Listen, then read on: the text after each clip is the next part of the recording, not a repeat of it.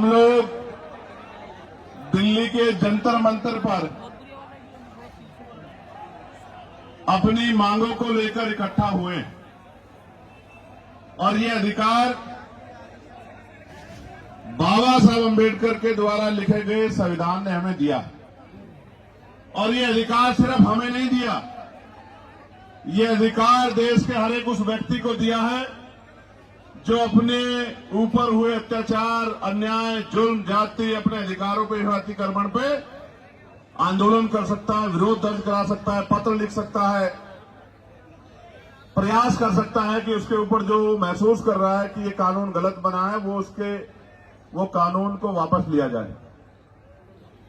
मैं अभी लोकसभा में था, बजट पे अपनी बात रख के इसलिए आपके बीच देरी से पहुंचा क्योंकि राष्ट्रपति जी के अभिभाषण पे चर्चा नहीं हो पाई।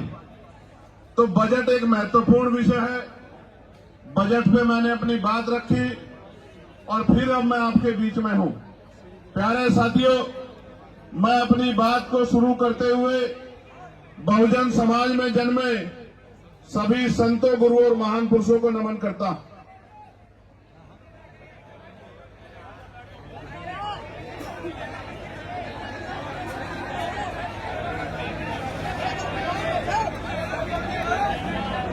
इसलिए नमन करता हूं क्योंकि मैं एक पढ़ा लिखा अधिवक्ता हूं, लोकसभा का सदस्य हूं,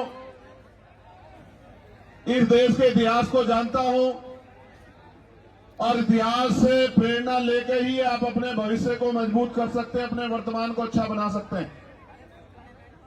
प्यारे साथियों, मैं सबसे पहले दिल्ली की पूरी टीम का बहुत बहुत धन्यवाद करूंगा कि उन्होंने इस महत्वपूर्ण विषय की गंभीरता को समझा और खुद से आगे बढ़कर निर्णय लिया कि हम यूजीसी के समर्थन में एक आंदोलन बुलाकर देश भर में ये संदेश देने का काम करेंगे कि हम सीना तान के कमजोर वर्गों के साथ खड़े हैं और हम अपने बच्चों की आने वाली जो है हमारी पीढ़ियां हैं उनके ऊपर किसी भी तरह का हमला बर्दाश्त नहीं करें।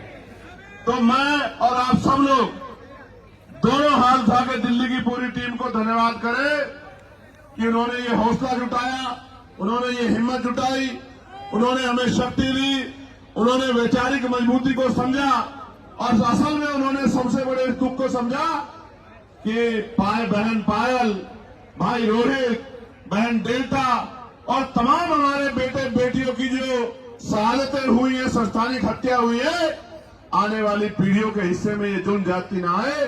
इसलिए मैं उनकी बड़ी सोच को भी बहुत बहुत धन्यवाद देता।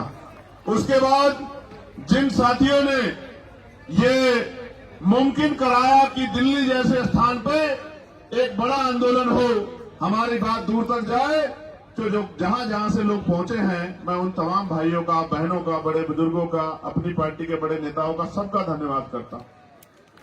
और जिनकी वजह से मैं लोकसभा में पहुंचा हूं, मैं उन भीम आर्मी आजाद समाज पार्टी के साथियों का और नगीना लोकसभा के समझदार लोगों का, नगीना लोकसभा बिजनौर जिले के साथियों का बहुत बहुत धन्यवाद करता हूं।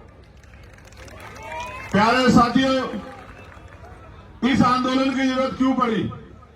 क्योंकि लोकतंत्र में अगर आप अपने ऊपर होने वाले अन्याय के विरोध में आवाज नहीं उठाते तो ये मान लीजिए कि ये आपके ऊपर मुस्तैद कर दिया जाता है, आपके ऊपर थोप दिया जाता है कि आप इस बात को स्वीकार करते हैं। प्यारे साथियों, आप याद करके देखिए, इस देश में हमें कुछ भी मांगने से नहीं मिला।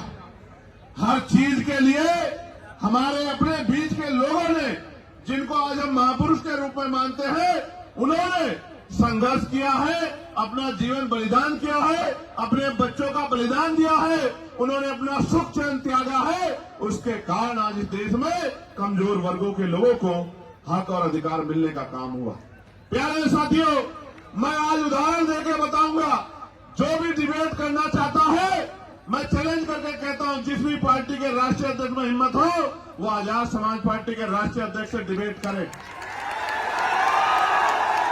डिबेट करे मैं सामान्य डिबेट में इसलिए नहीं जाता क्योंकि आजकल चैनलों पे डिबेट का अस्त्र खत्म हो गया है।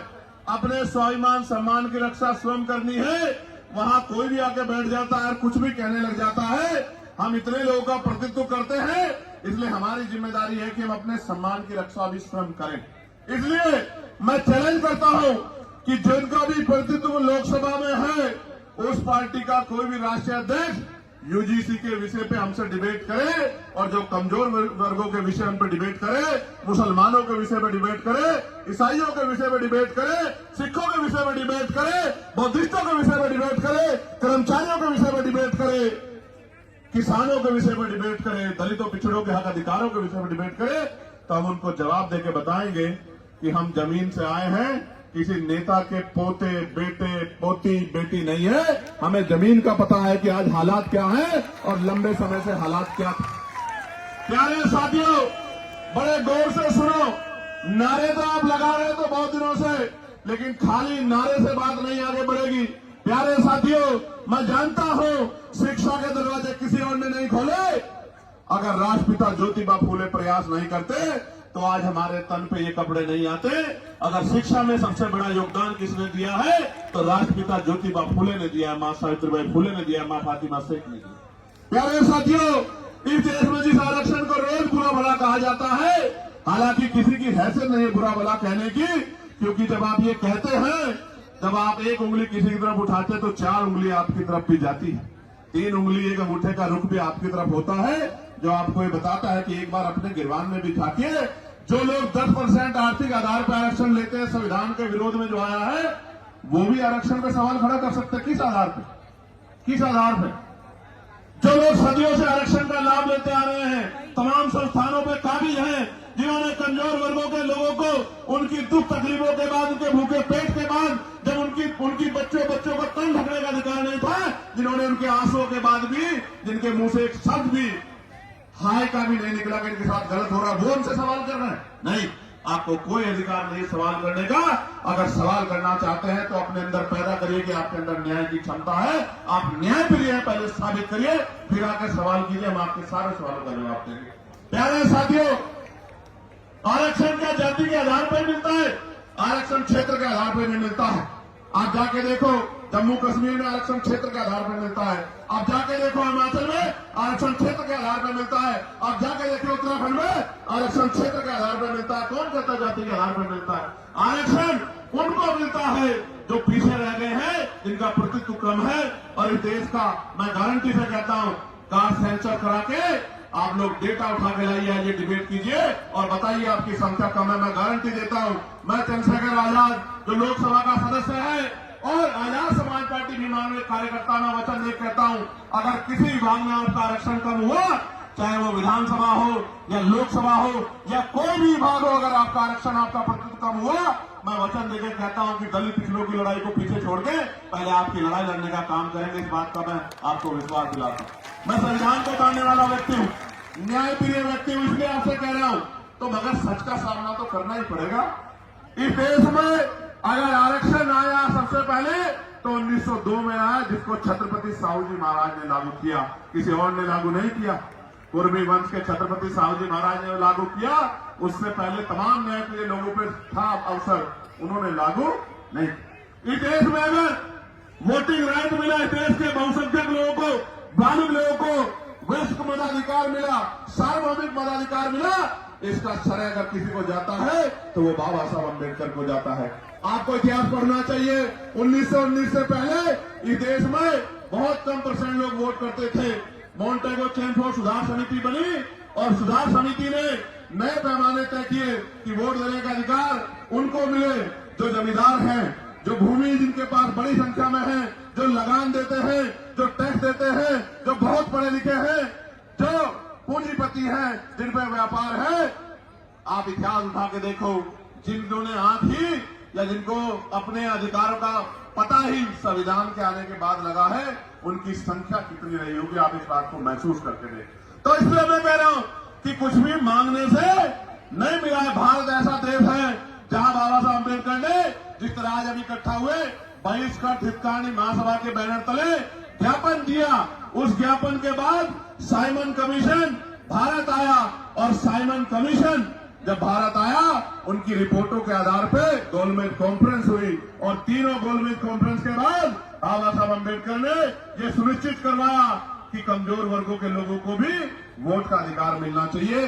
तब इस देश में, और आपको जान के खुशी होगी कि न्यायप्रिय चरित्र जिसे कहते हैं कि भारत पहला ऐसा देश है कि संविधान के लागू होने के साथ देश की महिलाओं को और गरीब और अमीर तमाम तबकों के लोगों को वोटिंग राइट मिलने का काम हुआ।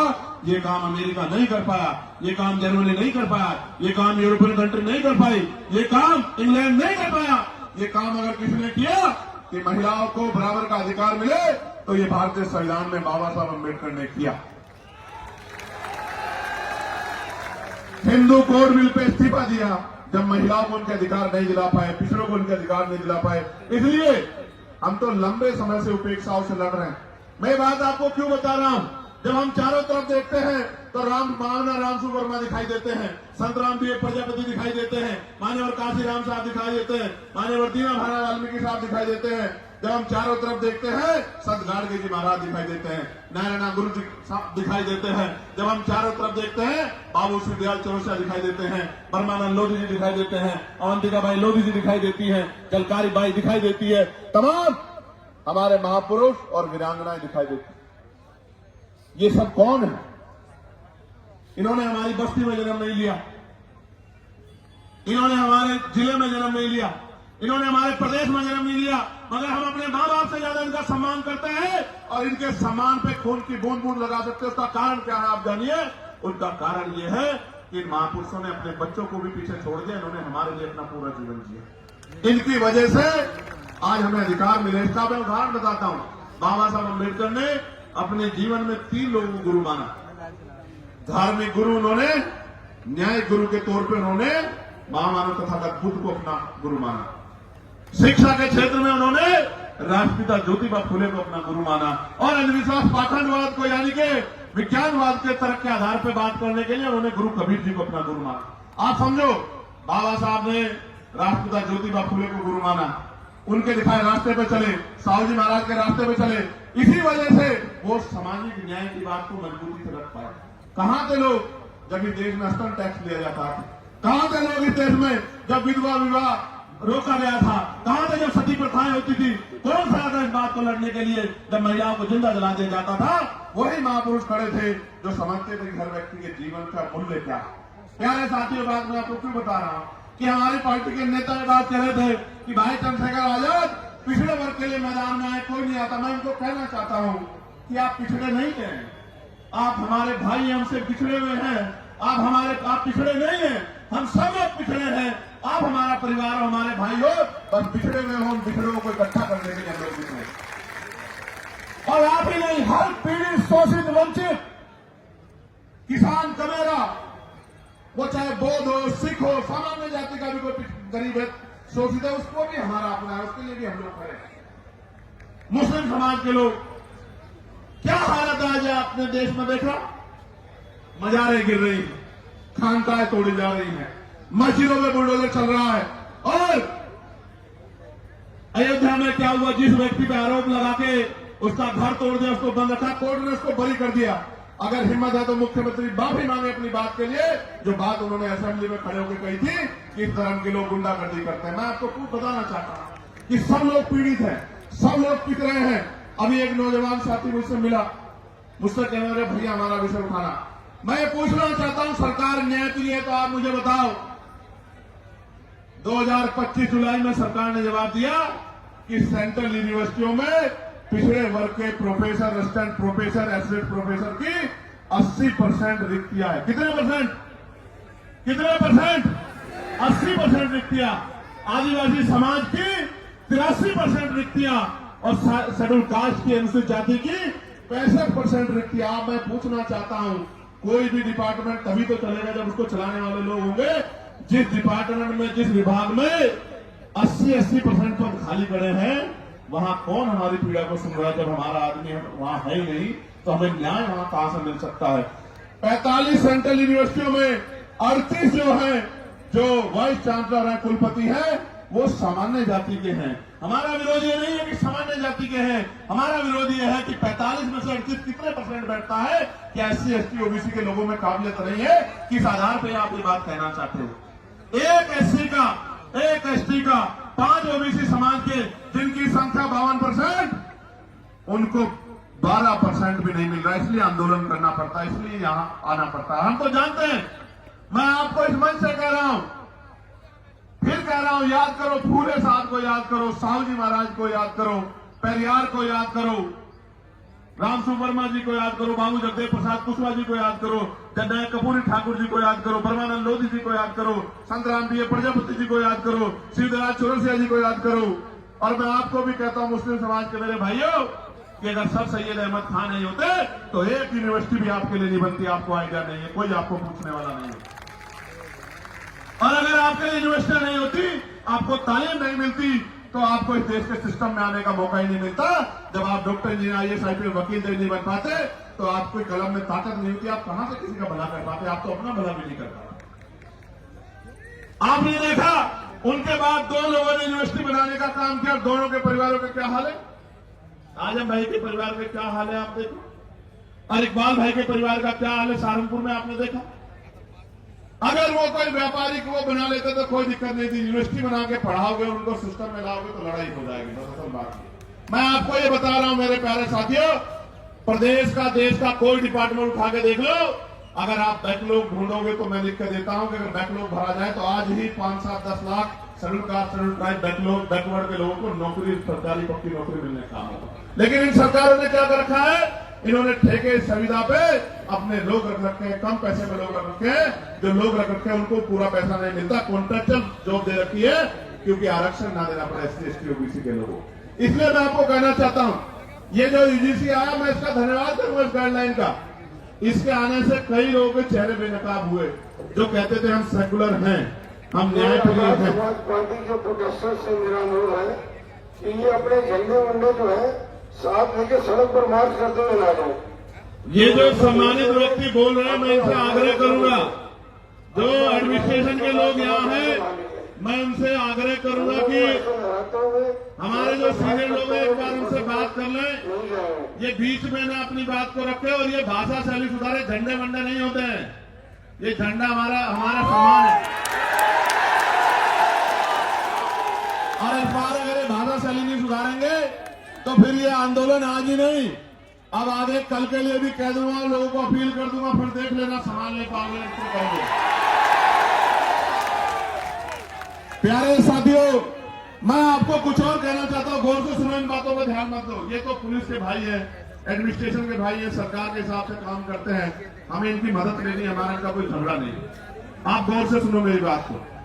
कई लोगों के चेहरे बेनकाब हुए, कई पार्टियों के चेहरे बेनकाब हुए, कई नेताओं के चेहरे बेनकाब हुए, कई सामाजिक संगठनों के चेहरे बेनकाब हुए, और सबसे ज्यादा बेनकाब अगर कोई नारा हुआ है तो वो नारा है जो नारा लग रहा था कि जात पात की करो विदाई, हिंदू हिंदू भाई भाई।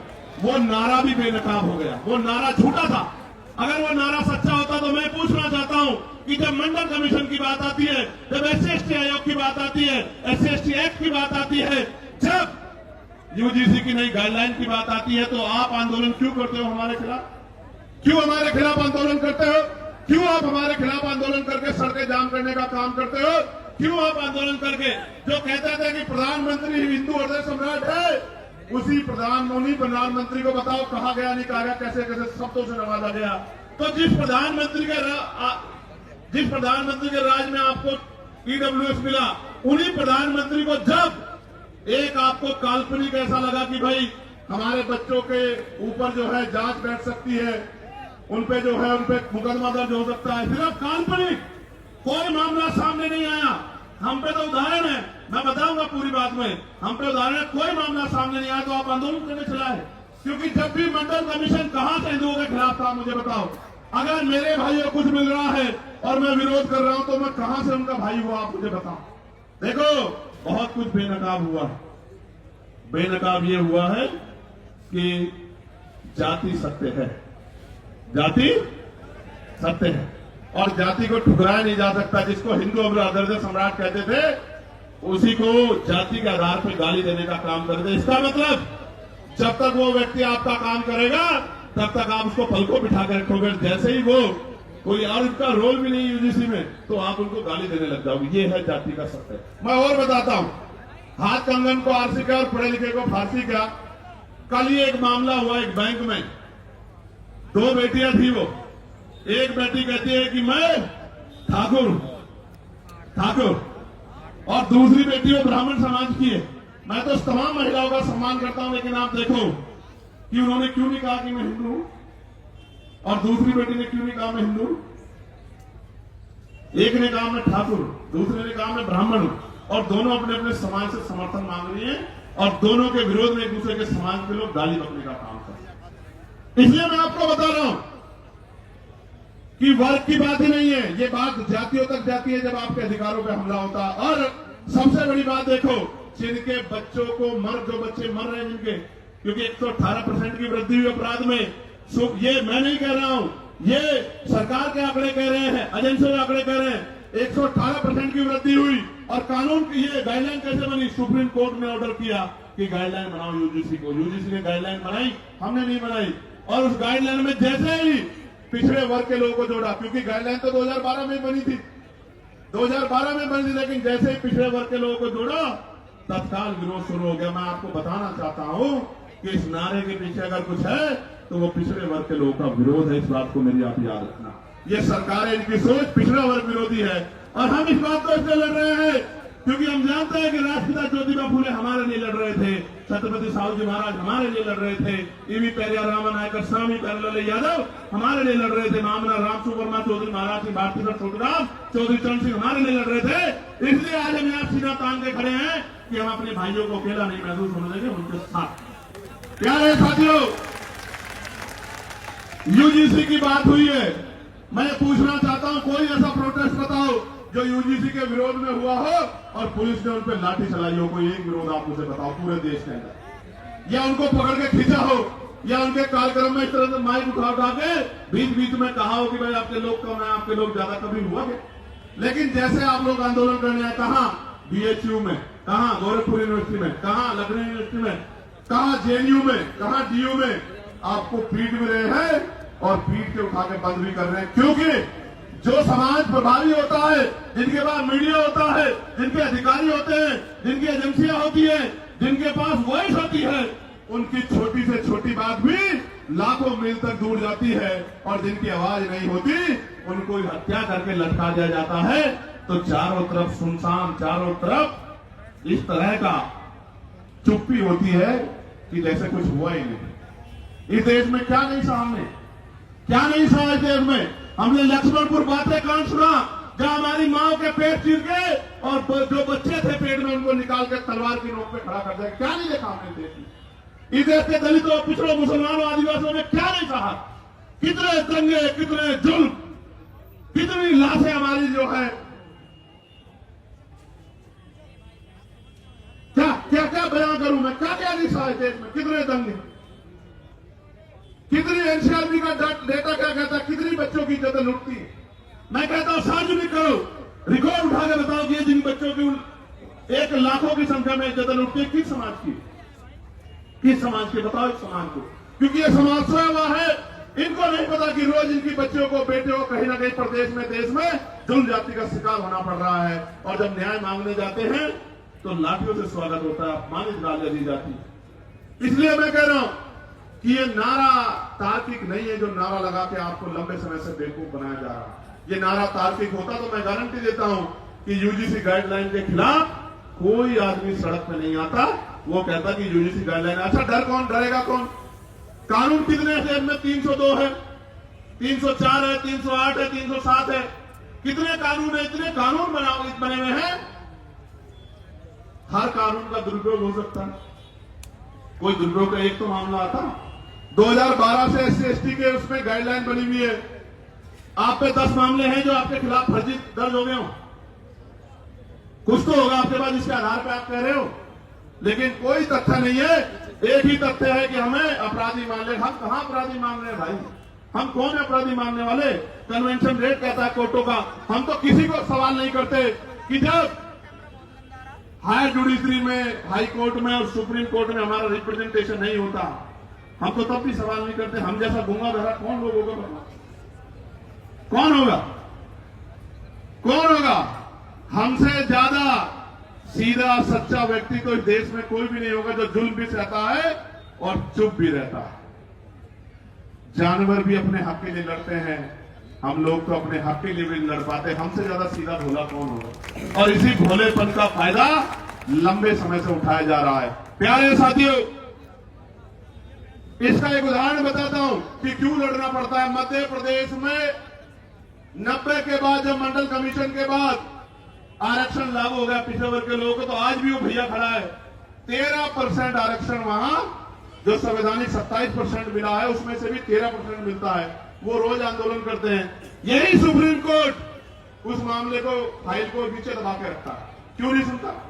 जब आपने एक दिन पहले पीएल दाखिल हुई और अगले दिन सुनवाई कर ली, तो हमें पीड़ा होती है कि जब 69,000 शिक्षक भर्ती का मामला उत्तर प्रदेश का सालों भर पड़ा रहता है कोर्ट में, जब 27% रिजर्वेशन का मामला सालों पड़ा रहता है और आप कभी सुनवाई नहीं करते हो। मेरे आज भी याद है जब डिमोशन हुए थे उत्तर प्रदेश में,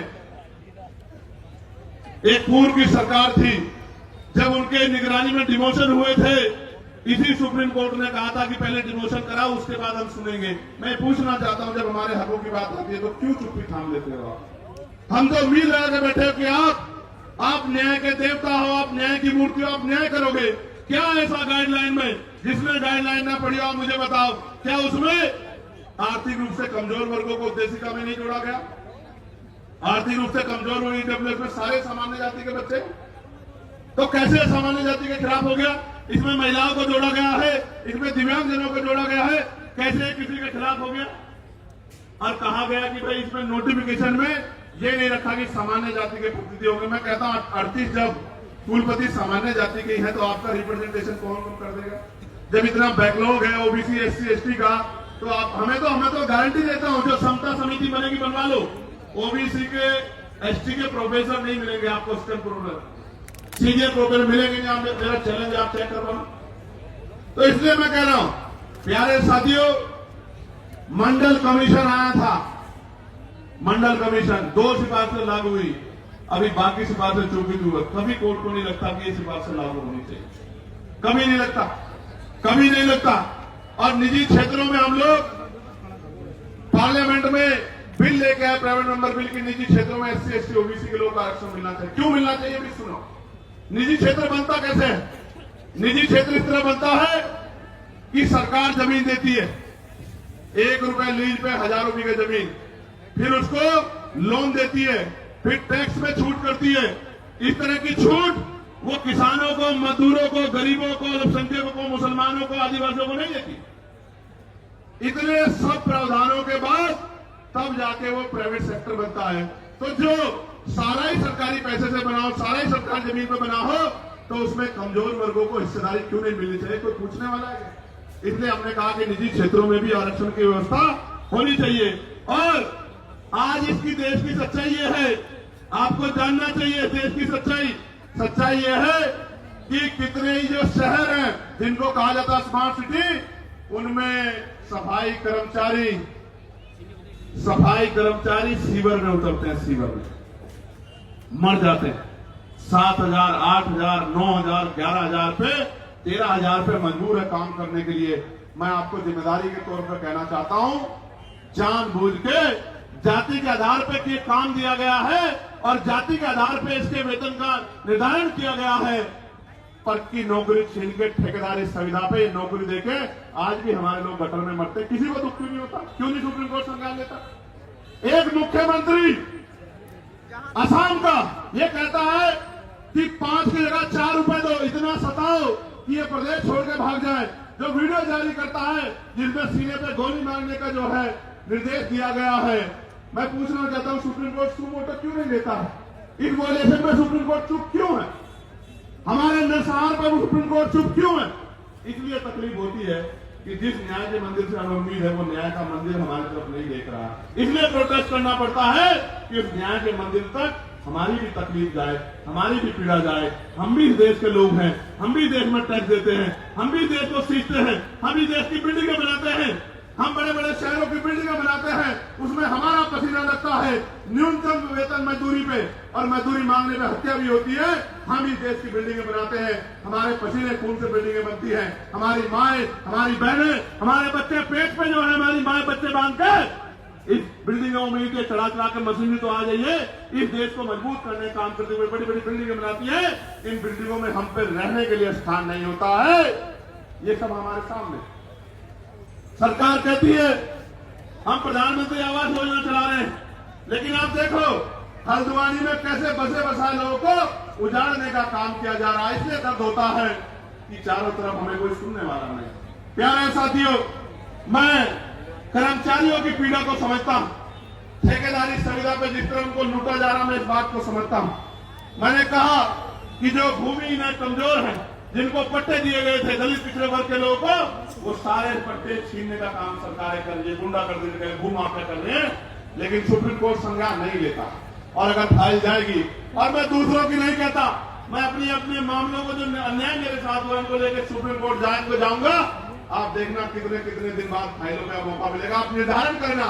मैं कहा ना प्रत्यक्ष प्रमाण की जरूरत नहीं है, मैं भी जाऊंगा सुप्रीम कोर्ट बहुत जल्दी अगले 10 दिन के अंदर। मैं देखूंगा कि हम कमजोरों की पीड़ा को भी इस तरह सुना जाता है क्या, जब सरकार हम पे जुल्म करती है, जब सरकार हम पे अन्याय करती है, निर्दोष होते हैं जेल भेजने का काम करती है, हम पे रासुकाएं लगाती है, हमारे बच्चों को पीटने का काम करती है, हमारी हड्डियां तोड़ने का काम करती है, हमें करंट लगाने का काम करती है, तो ये सुप्रीम कोर्ट हमारी पीड़ा को भी सुनता नहीं सुनता। मैं जाऊंगा। प्यारे साथियों, आज इस देश में शिक्षा बाजार बन गई है, शिक्षा बाजार बन गई है। गरीब आदमी अपने बच्चों को अच्छी पढ़ाई नहीं दिला सकता, कोई पूछने वाला नहीं है। बच्चे पढ़ेंगे नहीं तो आगे कैसे जाएंगे, और जो चला जाता है वो हिंसा का शिकार हो जाता है, जातीय भेदभाव का शिकार हो जाता है। मैं दूर नहीं जाता, कहते हैं ना कि भाई उदाहरण की जरूरत पड़ती है। मीडिया के साथी यहाँ हैं, वर्ष 2012 में वर्धमान जो सफदरजंग महावीर मेडिकल कॉलेज में SC/ST समुदाय के MBBS कर रहे छात्रों को फिजियोलॉजी के लिखित टेस्ट में जाति देकर जानबूझ के फेल किया गया। आरोप लगे, जांच हुई, और आपको जान के अचरज होगा, छात्रों की शिकायत पे जब दर्ज हुई, सरकार ने कमेटी बनाई जिसका नाम था मुंगेकर कमेटी। मुंगेकर कमेटी की जांच में पता लगा कि SC/ST के बच्चों के पेपर पे अंकित जाति लेकर चुन चुन के फेल किया गया। तो हमारे मन में सवाल क्यों ना पैदा हो कि हमारे साथ कास्ट बेस्ड डिस्क्रिमिनेशन होता है। और ऐसा ही नहीं, कमेटी की रिपोर्ट पे कोर्ट ने उन छात्रों को मात्र पास ही नहीं किया, दोषियों के खिलाफ 10-10 लाख रुपए का मुआवजा देने के लिए आदेश दिया, दोषियों पे कार्रवाई की। मैं इसलिए आपसे कह रहा हूं कि होता है डिस्क्रिमिनेशन, कास्ट बेस्ड डिस्क्रिमिनेशन होता है, इसलिए तो हम कह रहे हैं। और हमने थोड़े गाइडलाइन बनाई, हमारी पीड़ा को आपने कांपा, सुप्रीम कोर्ट के आदेश को आपने सुन के गाइडलाइन बनाई। मैं धन्यवाद करूंगा कि उन गाइडलाइनों को हमारे पढ़े लिखे लोगों ने पढ़ा। भाई देखो, दो तरह का समाज है अभी, एक वो जो हाशिए पे गांव में रहता है, लेकिन वो मेहनत मजदूरी करके उनके पिताजी भी अपने बच्चों को यूनिवर्सिटी भेजने का काम कर रहे हैं। यूनिवर्सिटी क्यों भेज रहे हैं कि मेरी गरीबी, बेबसी, लाचारी, परेशानी, बीमारी, तकलीफों को ये मेरा बेटा पढ़ लिख के doctor, engineer, IAS, IPS professor बन के 2 रुपए कमा के सम्मान का जीवन खुद भी जिएगा, मेरी तकलीफों को भी दूर करेगा, मेरे दर्द को भी काटेगा।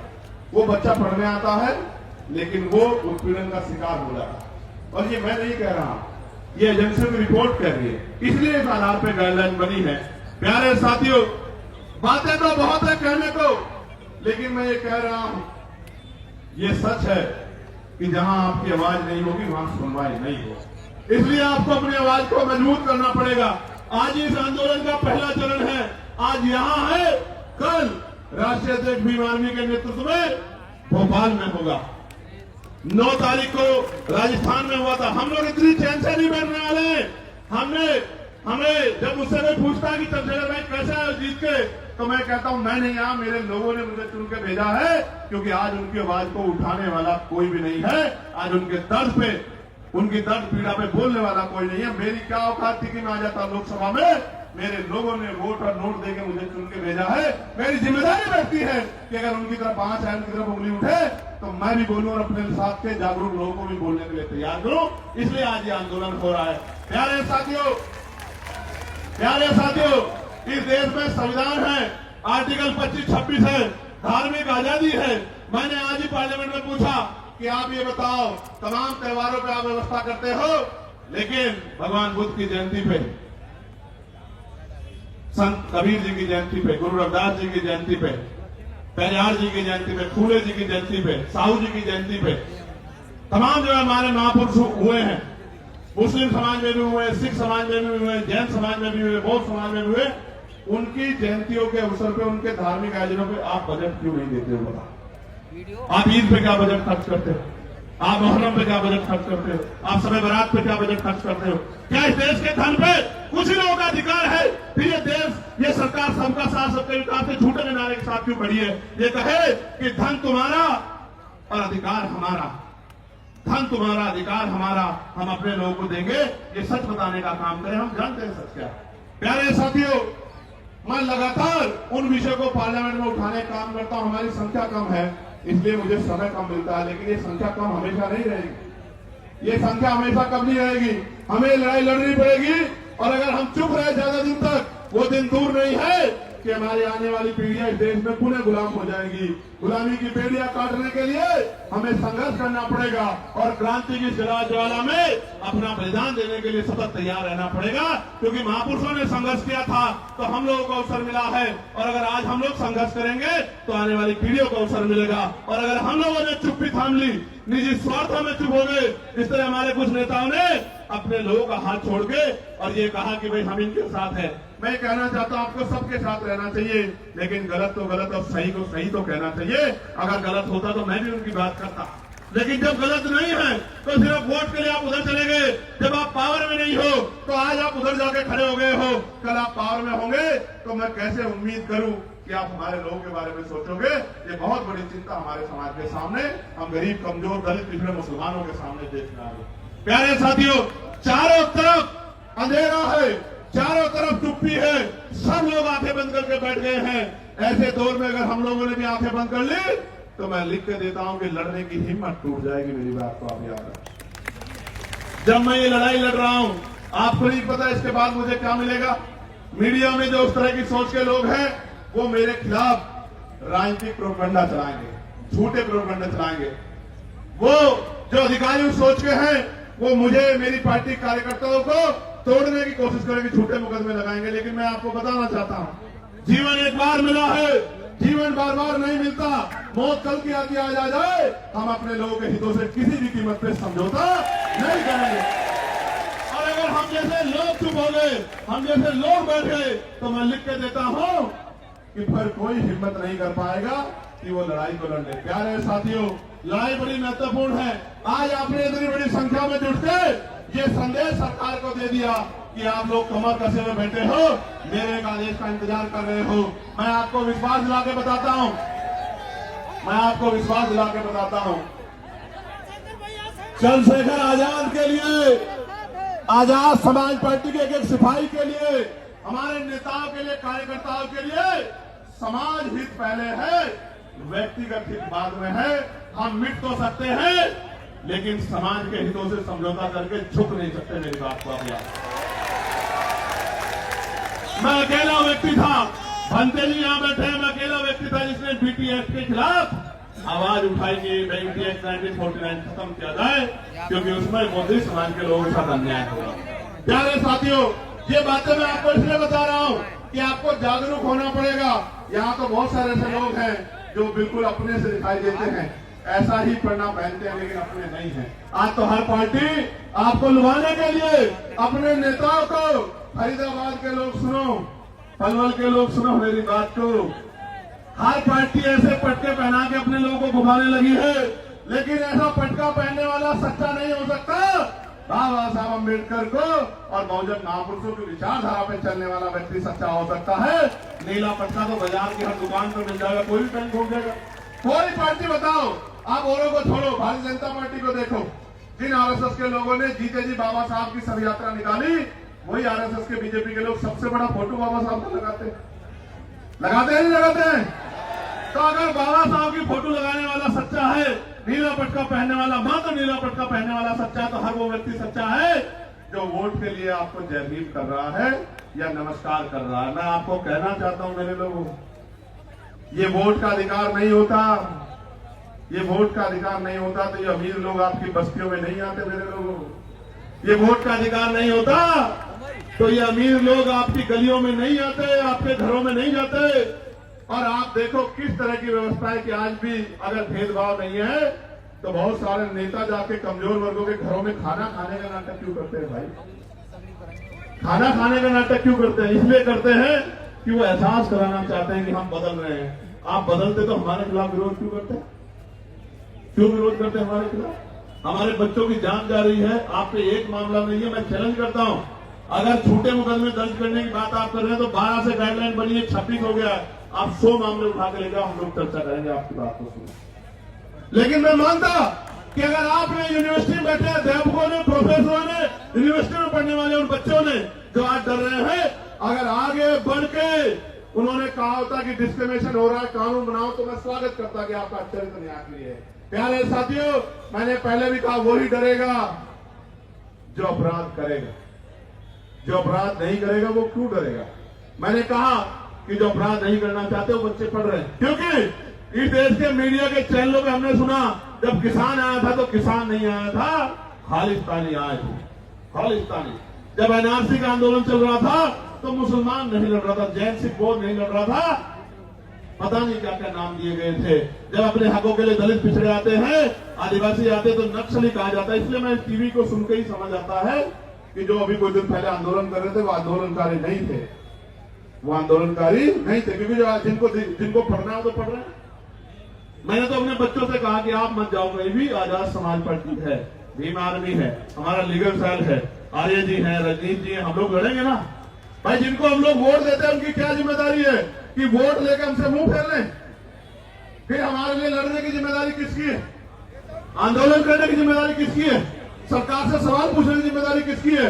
विरोध प्रदर्शन करने की जिम्मेदारी किसकी है? और अगर ये काम नहीं कर रहे हैं तो वो हमारे नेता नहीं हो सकते हैं। अगर अपने हमारे बच्चों को लड़ने के लिए आना पड़ा तो हमारे नेताओं को शर्म आनी चाहिए। तो इसलिए मैं उन बच्चों को विश्वास दिलाने के लिए जो पढ़ रहे हैं जेएनयू में, डीयू में, जो पढ़ रहे हैं पटना यूनिवर्सिटी में, जो पढ़ रहे हैं लखनऊ यूनिवर्सिटी में, प्रयागराज यूनिवर्सिटी में, बीएच यूनिवर्सिटी में, उत्तराखंड, उन सब बच्चों को बताने के लिए आया हूं कि हमारे लिए राजनीति बाद में, समाज हित पहले, अपने बच्चों का भविष्य पहले। हम अपने बच्चों को विश्वविद्यालय में मरने नहीं देंगे, इसलिए हम लोग आज मैदान में जंतर मंतर पे खड़े। प्यारे साथियों, मुझे साथियों ने आते बताया कि कुछ लोग उल्टे सीधे सवाल पूछ रहे हैं। मैं आपको कहना चाहता हूं, इन उल्टे सीधे सवालों से देखो, अपने 4 आदमी वो लेके आएंगे और अपना ही कैमरा वो लेके आएंगे और उनके आगे कर देंगे और उनसे उल्टे से सवाल पूछेंगे, वो उल्टे से जवाब देंगे। इन बातों से अब हम लोग समाज, सोशल मीडिया है, समझदार हो गए। अब ये बातें चलने वाली नहीं, अब ये बातें किसी मोर्चे पे चलने वाली नहीं है। मैं ताजा उदाहरण बताता हूं आपको, मैं कहना नहीं चाहता था मगर बताता हूं, पता लगना चाहिए आप लोगों को। मैं पिछले 20-25 दिन से सहारनपुर नहीं गया, क्योंकि लगातार मैं अपने लोकसभा क्षेत्र के मुद्दों को उठाने के लिए पार्लियामेंट में कोशिश कर रहा हूं। और इस बीच में हमने रैलियां की, आगरा की रैली की, फिर हमने कन्नौज की रैली की, फिर हमने 8 तारीख को संत कबीरनगर की रैली की। तो एक घटना मेरे जिले में घटी, जहां शोभा यात्रा निकालने के लिए परमिशन को लेकर विवाद हुआ। अब उन बच्चों से कहलवाया गया कि भाई चंद्रशेखर भाई ने मदद नहीं की। पहली बात तो बच्चे मुझे कभी मिले ही नहीं, ना मैं छुटमलपुर जाता हूं। मैं यहां से जाता हूं तो अपनी जिम्मेदारी अदा करने के लिए नगीना जाता हूं, नगीना से निकलता हूं तो देश भर में जाता हूं। मैं कभी आराम करने छुटमलपुर जाता नहीं, वो बच्चे मुझसे कभी मिले ही नहीं। वो मुझे कुछ बताते तो मैं उनके लिए लड़ता हूं, हल करने की कोशिश करता हूं। हालांकि कोई ऐसा थोड़ा जो मेरी बात टाल दे वहां, आप समझ रहे हो भाई। राजनीतिक रूप से भले ही मैं वहां बहुत मजबूत नहीं, लेकिन सामाजिक रूप से इतना मजबूत हूं, मैंने इतना काम किया, किसी को भी कह दूंगा वो अपनी नाक नीची करके मेरी बात को मान लो, इतना दम मैं रखता हूं। लेकिन काम की बात जानो, वो बच्चे मेरे पास आए नहीं, मैं घर गया नहीं, लेकिन चलाया गया कि देखो चंद्रशेखर भाई ने मदद नहीं की। भाई आप मुझे बताओ, मेरे पास कोई मामला नहीं आएगा, मैं कैसे मदद कर दूंगा, आप बताओ। लेकिन चला गया कि भाई चंद्रशेखर मदद नहीं कर रहे हैं, चंद्रशेखर तो भाई मुस्लिम भाइयों का मामला इसलिए मदद नहीं कर रहे हैं। मैं पूछना चाहता हूं, ये मुस्लिम कोई अलग थोड़े, ये भी तो हमारे ही हैं। इनको मैं अगर किसी बात को अपने 20 नेताओं को भेज देता तो सब लोग फूल कर स्वागत करते वहां, लेकिन मुझे पता ही लगा तो मैं क्या कर दूंगा। जब पता लगा तो मैंने खबर की तो उन्होंने नहीं कहा कि हम निकलवा देंगे भाई साहब। लेकिन आपको पता है क्या हुआ? पुलिस ने कह दिया कि हम परमिशन नहीं देंगे। मैंने डीआईजी से बात की, मैंने कमिश्नर से बात की, मैंने एसएसपी से बात की, मैंने डीएम से बात की कि निकलवाओ उनकी शोभा यात्रा, क्यों रोक रहे हो? तो बोले साहब हम नहीं देंगे परमिशन। तो ये देखो सरकार झगड़ा कराना चाहती है हमारे लोगों को, आपको समझना पड़ेगा। और मैं ये समझता हूं कि मेरी लड़ाई शोभा यात्रा तक सीमित नहीं है। मेरी लड़ाई तब तक जारी रहेगी जब तक आपको स्वाभिमान सम्मान का जीवन नहीं मिलता। मेरी लड़ाई तब तक जारी रहेगी जब आपको हक अधिकार नहीं मिलते। मेरी लड़ाई तब तक जारी रहेगी जब तक आपकी जेब में पैसा नहीं आता। मेरी लड़ाई तब तक जारी रहेगी जब तक आपके लिए टूटे टूटे मकान ऐसे नहीं बनते जैसे दूसरे लोगों के हैं। मेरी लड़ाई तब तक जारी रहेगी। इसलिए मैं तो इस देश में हक अधिकार की लड़ाई लड़ रहा हूं। जो लोग मेरा मुकाबला नहीं कर सकते, आजाद समाज पार्टी भीम आर्मी के नेताओं का मुकाबला नहीं कर सकते, वो जानबूझ के इस तरह के षड्यंत्र करके तमाम तरह की चीजों के प्रयास करते हैं। मैं उनको कहना चाहता हूं, खूब प्रयास करो, समय बदल गया है। उत्तर प्रदेश में आने वाला समय आजाद समाज पार्टी काशीराम का है, मेरी बात का प्रयास। और सिर्फ उत्तर प्रदेश में नहीं है, सिर्फ उत्तर प्रदेश में नहीं है, हरियाणा में, मध्य प्रदेश में, राजस्थान में, उत्तराखंड में, मैं कहना चाहता हूं दिल्ली में, बिहार में, झारखंड में, जो उत्तर भारतीय क्षेत्र में कहना चाहता हूं डंके की चोट पे कि अगले 5 साल बाद आजाद समाज पार्टी राष्ट्रीय पार्टी होगी। मेरी बात को क्योंकि हर व्यक्ति के पास समस्या है, आजाद समाज पार्टी पे समाधान है। इसलिए सब लोग एडी चोटी का जोड़ लगा के सुबह शाम षड्यंत्र करते रहते हैं। इतना काम ही अपनी पार्टी के लिए करे तो उनकी पार्टी का भी 1-2 एमएलए जीत जाएगा। अगर इतना काम करे, अपना काम नहीं करते, बस यही काम करते हैं। कभी हमारे नेताओं को पकड़वाते हैं, कभी अखबार में खबरें छपवाते हैं। इनसे लड़ाई लड़ने वाले हम लोग, इन साजिशों से हम लोग हृदय से डरने वाले नहीं, याद रखना मेरी बात को। इनसे नहीं डरने वाले हैं, इन साजिशों डरने वाले। लेकिन वचन देके दिल्ली से कह रहा हूं आपको, हम प्रथम और अंतिम भारतीय हैं। भारत की अस्मिता पे कोई आंच आएगी, भारत की सेना के सम्मान पे कोई आंच आएगी, जो हमारा गौरव है, हमारे अर्धसैनिक बलों पे, हमारे पुलिस के भाइयों पे कोई आंच आएगी, अगर हमें खून की कमी भी हो जाएगी तो हम अपने खून का कतरा कतरा देके इस देश के गौरव की रक्षा करेंगे। मैं आपको वचन देता हूं। हमारी लड़ाई किसी जाति से नहीं है, किसी धर्म से नहीं है। हमारी लड़ाई अधिकारों की है, हमारी लड़ाई सामाजिक न्याय की है, हमारी लड़ाई भाईचारा कैसे बनेगा। एक आदमी ताला लगा के बैठ गया, गरीबों को कुछ देना नहीं चाहता। ये लोधी जी खड़े हैं बुलंदशहर वाले, एक आदमी ताला लगा के बैठ गया, हापुड़ वाले भी, और वो देना नहीं चाहता। और हम लोग दरवाजा खटखटा रहे हैं कि हमारा हिस्सा में दे दो। कैसे जो है भाईचारा बन जाएगा? जब तक इस देश में धन धरती राजपाट नहीं बटेगा तब तक बात आगे नहीं बढ़ेगी। और मैं आपको कहना चाहता हूं, समय आ गया है, नौजवानों ने लड़ाई ली है। कहते हैं ना, संघर्षों के साए में घनघोर जवानी पलती है और इतिहास पर झुक जाता है जिस ओर जवानी चलती है। जिस दिन से मुजफ्फरनगर की रैली हुई, आगरा की रैली हुई, हरदोई की रैली हुई, कन्नौज का ऐतिहासिक जो है महारेला हुआ, संत कबीर नगर की रैली हुई, 25 तारीख को जौनपुर में ऐलान होगा। उसके बाद जौनपुर में आप देख रहे हैं, चैलेंज करके कह रहा हूं, दोस्तों सुनो, जौनपुर में ऐतिहासिक रैला होगा। जौनपुर के बाद 15 तारीख को बाराबंकी में ऐतिहासिक रैला होगा। उसके बाद 29 तारीख को मार्च में लखीमपुर खीरी में महारेला होगा। मेरी बात को आप डंके की चोट पे कह रहा हूं। और रंजन साहब, आप भी सुनो, आपने नहीं देखा होगा कि 2 दिन पहले ग्राउंड बदल दिया जाता है, 2 दिन पहले परमिशन नहीं देते हैं। जिस तरह के गुंडा तंत्र से हम लोग लड़ रहे हैं, कोई लड़ नहीं सकता। हमारी बड़ी बड़ी रैलियां होती है और मीडिया में 1 मिनट नहीं होती कि वो आजाद समाज पार्टी के न्यूज दिखा। लेकिन हम नाराज नहीं है, हम नाराज नहीं है। हम ये मानते हैं कि अभी हमारी शक्ति का हम उसको बढ़ाएंगे। हम मजबूर करेंगे कि हर एक व्यक्ति की नजर हमारी तरफ जाए, हर एक व्यक्ति की नजर हमारी तरफ जाए, वो हमारे दर्द को महसूस करे, वो हमारे विषयों पर चर्चा करे। वरना एक ही समाज के लोग टीवी के पूरे पैनल में बैठ जाएंगे और एंकर भी उसी समाज सेवा, कैसे दलितों, पिछड़ों के, मुसलमानों के हालातों में चर्चा कर लोगे मेरे भाई। आप ही सोचो क्या हालात। प्यारे साथियों, गरीब का दर्द गरीब समझता है, और मजलूम का दर्द मजलूम समझता है। कोई शोषक शोषितों का दर्द नहीं समझ सकता। प्यारे साथियों, मैं आज इस मंच से नगीना के लोगों से माफी चाहता हूं, क्योंकि नगीना के लोगों की इच्छाएं बहुत हैं, लेकिन मैं मजबूर हूं कि नगीना से उत्तर प्रदेश फतेह नहीं हो सकता है। इसलिए मैं 1 साल का समय नगीना के लोगों से चाहता हूं। जब 27 का चुनाव खत्म हो जाएगा, मैं वचन दे कहता हूं, मैं नगीना को 1 मिनट के लिए नहीं छोड़ूंगा, आपके साथ रहूंगा 24 घंटे।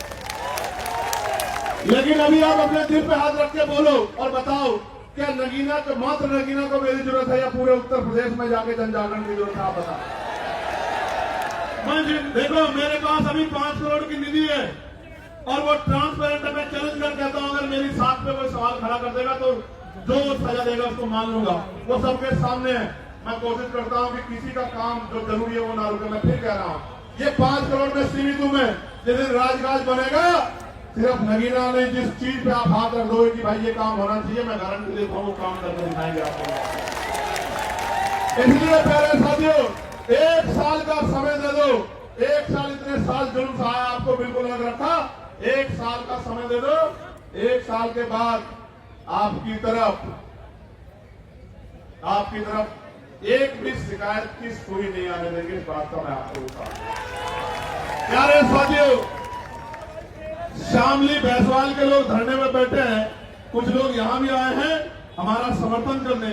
मैं उनका बहुत समर्थन करता हूं कि जो मांग है आप बताइए, हम लोकसभा के पटल पे भी उठाने का काम करेंगे और उनको जाके मजबूती देने का भी काम करेंगे। प्यारे साथियों, अंत में जब मैं अपनी बात को खत्म करूंगा तो मैं आपसे भी कुछ उम्मीद करके आया। बताओ, मेरी मदद करोगे नहीं करोगे?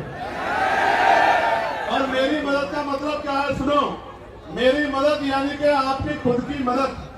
गौर से सुनना।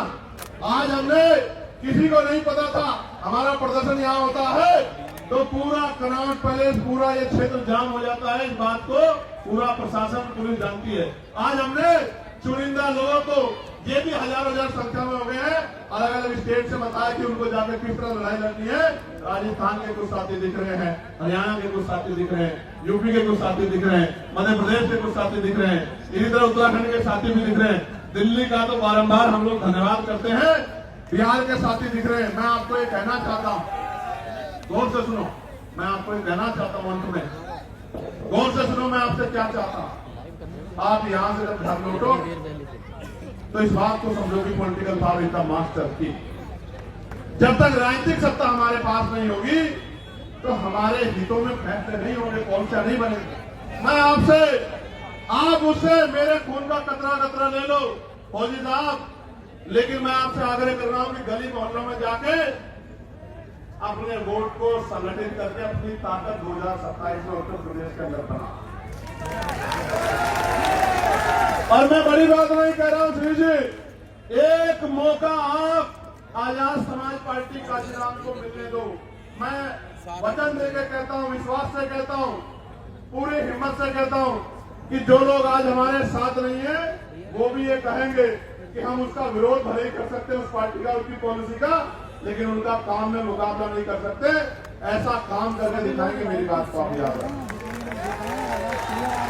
प्यारे साथियों, मैं पुलिस के भाइयों का बहुत धन्यवाद दूंगा। एड्रेस मुझे भी नहीं पता अभी है। 1 मिनट, एक आदमी को बोलने दो। आजमगढ़ वाली हो गई है, अभी बाद में देंगे आजमगढ़ को मौका। अभी आप ये सुनो, 25 तारीख को जौनपुर में कार्यक्रम है, रैली है एक बार, और 25 तारीख के बाद 15 तारीख को, 15 मार्च को रैली है बाराबंकी लखनऊ के पास, और 29 मार्च को है लखीमपुर खीरी, और 5 अप्रैल को है उत्तराखंड के साथियों को भी मौका दिया है कि वो भी अपनी शक्ति को इस बार दिखा दें। बहुत दिन हो गए हैं उनको भी, क्योंकि इस बार उत्तराखंड से भी हमारा प्रतिनिधित्व आने वाला है, ऐसा भी मेरा विश्वास। प्यारे साथियों, आप यहां जुटे हो, बड़ी ताकत दी आपने आके, इतनी छोटी कॉल पे इतनी मजबूती से आपने आंदोलन किया। 500 लोगों के आंदोलन को 50 बार टीवी पे दिखाया जाता है, 5 लोगों के आंदोलन को ब्रेकिंग न्यूज में दिखाया जाता है।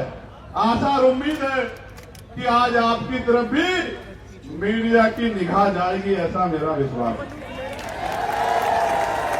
भले ही वो निगेटिव वे में जाए, भले ही वो निगेटिव वे में जाए, भले ही वो ये कहे कि बहुत शोर शराबा था, नौजवान पेड़ों पे चढ़ गए थे, पुलिस बार बार रोक रही थी, इस तरह की सारी बात करें, लेकिन कभी कभी आपके खिलाफ जो साजिश होती है उससे भी लोकतंत्र में आपका प्रचार होता है, जैसे घबराने की जरूरत नहीं। प्यारे साथियों, ऐसे मुट्ठी बंद करो मेरे साथ सब लोग, जहां तक मेरी आवाज जा रही है मुट्ठी बंद करो। जय भीम, जय भारत, जय संविधान, जय मंडल, जय जोहर, आवाज दो, आवाज दो, यूजीसी गाइडलाइन लागू करो, यूजीसी गाइडलाइन लागू करो, बैक लोग भरो, बैक लोग भरो, किसानों को एमएसपी की लीगल गारंटी दो, निजी क्षेत्रों में एससी एसटी ओबीसी को आरक्षण दो, प्रमोशन में रिजर्वेशन एससी एसटी ओबीसी को लागू करो, पुरानी पेंशन बहाल करो, गरीबों की जमीन लूटना सरकारें बंद करें। एक अंतिम बात, यूजीसी पे सरकार का पक्ष भी आपको जानना चाहिए। शांत हो गए, सुनो भाई, बहुत इंपॉर्टेंट है बात।